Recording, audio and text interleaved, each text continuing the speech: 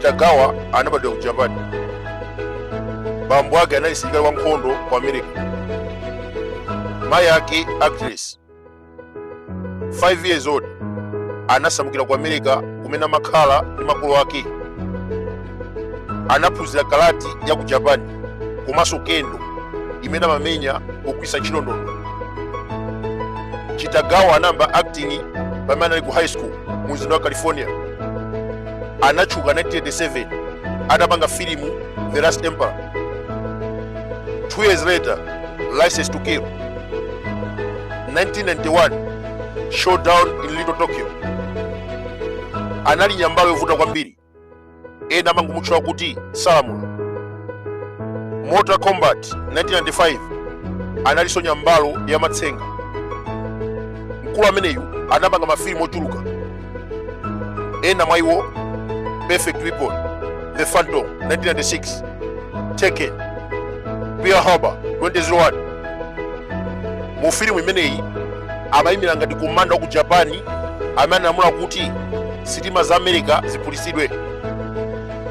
Filimu yake yomaliza Blue Eye Samurai inatuluka 2023.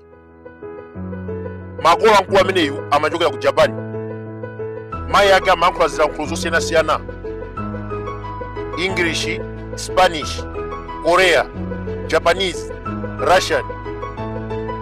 Bambo wake anali Japanese American. Anali chipembedzo cha Buddha koma iyeyu samapempherako. Ali wang'ono amapita ku Sunday school ya Pentecostal. Koma atakula anasiya kupemphera. 2015 anapita ku Russia kukapanga filimu yotchedwa Priest Sam. Anayimira ngati wansembe. Potero anagwa mchikondi ndi chipembedzo cha Russia. Anabatizidwa ndi kukhala membala wa Orthodox. Kuonjezerapo anapatsidwa citizenship ya ku Russia. M'bandakucha wa 4 December 2025, Kitagawa anamwalira ku nyumba kwake mu mzinda wa California. Amadwala nthenda ya stroke. Iyeyu wasiyana atatu ndi zizukulu ziwiri. Mkazi wake Sally anakwatirana 1984. Anakhala mbanja zaka 30 ndipo anachita divorce 2014. Kitagawa amadziwika ku Malawi ndi mayina osiyanasiyana. Mafilimu ambiri anali nyambalo yovuta komanso yankhanza: General Lichangi, Salamula komanso Kitagawa.